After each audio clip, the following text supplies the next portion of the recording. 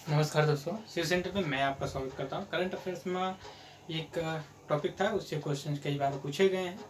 छोटे एग्जाम्स हो या बड़े एग्जाम्स हो, जो एग्जाम्स होते हैं छोटे या बड़े, बस उनके अंडरस्टैंडिंग जो क्वेश्चंस के होती है उसमें अंतर हो जाता है। यूपीएससी भी आईएएस का जो एग्ज़ाम कंडक्ट करवाती है उसमें ये टॉपिक से रिलेटेड पूछा गया है। मेरा जो चैनल है सबसे बड़ा, इसकी जो एक फीचर्स है अदर में थोड़ा सा कम देखने को मिलती है कि हमारा जो भी टॉपिक है वो करंट अफेयर से कहीं ना कहीं डायरेक्ट इनडायरेक्ट रिलेटेड है। फॉर एग्जांपल आज का जो टॉपिक है वो कंपटीशन कमीशन ऑफ इंडिया से रिलेटेड है।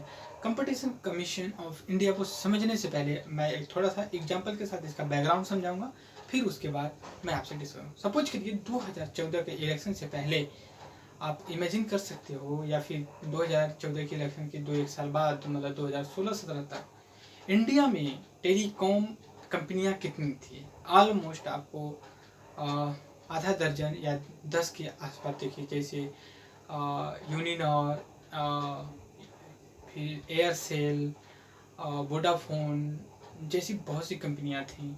बट एट प्रेजेंट टाइम में आपको 2 से 3 जो कि काफ़ी बड़ी कंपनियां देखने को मिलती हैं। उनमें ये आप टॉप का जियो है, फिर एयरटेल, फिर वोडाफोन आइडिया का आता है।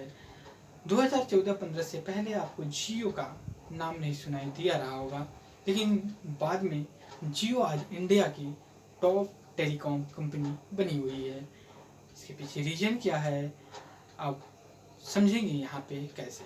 दूसरी चीज़ ये है कि हम ये भी समझेंगे क्या एक सेक्टर में, जैसे कम्युनिकेशन है, क्या एक से ज़्यादा कंपनियाँ होनी चाहिए या फिर कुछ लिमिटेड कंपनियां होनी चाहिए। अगर ज़्यादा होनी चाहिए तो उनका हमें बेनिफिट क्या है, और अगर कम होती हैं तो उसका हमें क्या बेनिफिट या लॉसेस है।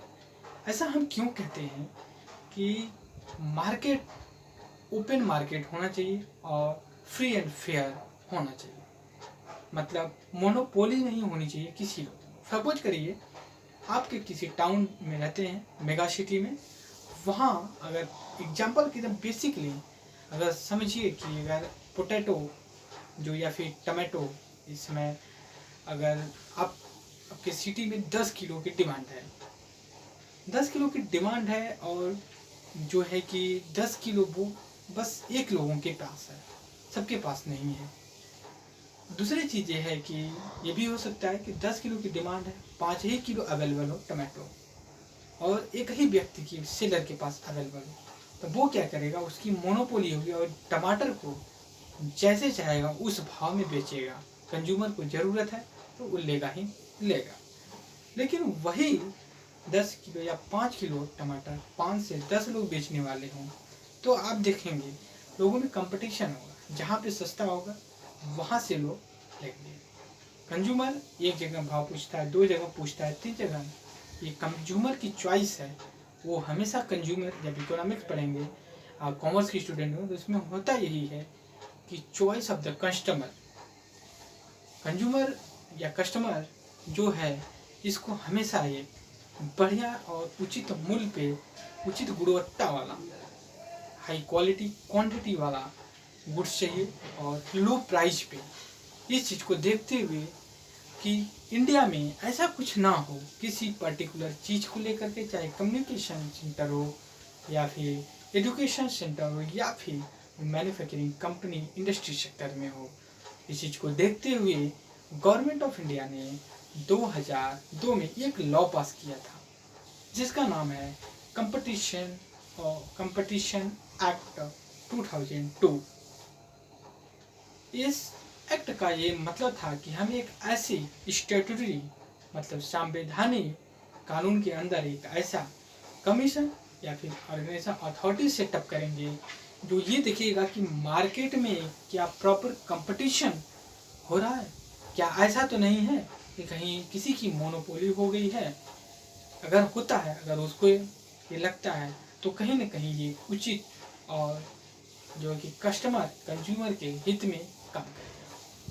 हालांकि ये भी उसके पास है कि ये भी कि सेलर के पास भी राइट होना चाहिए, वो भी बार्गेनिंग कर ले। अगर सेलर है जो मैन्युफैक्चरर, अगर उसके पास ये अथॉरिटी नहीं होगी अगर या बार्गेनिंग करने की, तो एक समय के बाद ऐसा दिन आएगा कि वो भी मैन्युफैक्चर करना गुड्स या सर्विस को बंद कर सकता है, तो उससे ज़्यादा किल्लत हो सकती है। लेकिन ये भी हो सकता है कि वो ज़्यादा बार्गेनिंग करे तो कस्टमर के लिए दिक्कत हो सकती है। हो सकता है हाई परचेजिंग पावर जिसके पास हो वो कर ले, लेकिन जिनके पास लो कैपेसिटी पावर ओके, जैसे हमेशा एक वर्ल्ड इक्वलिटी इंडेक्स पब्लिश होता है, कहा जाता है इंडिया या फिर वर्ल्ड लेवल पे 10% लोग पूरे इंडिया की वेल्थ का 90% कंसंट्रेट कर रखे हैं। मतलब 10 लोग 90% या फिर 10% लोग 90% रिसोर्स को अपने पास रखें, लेकिन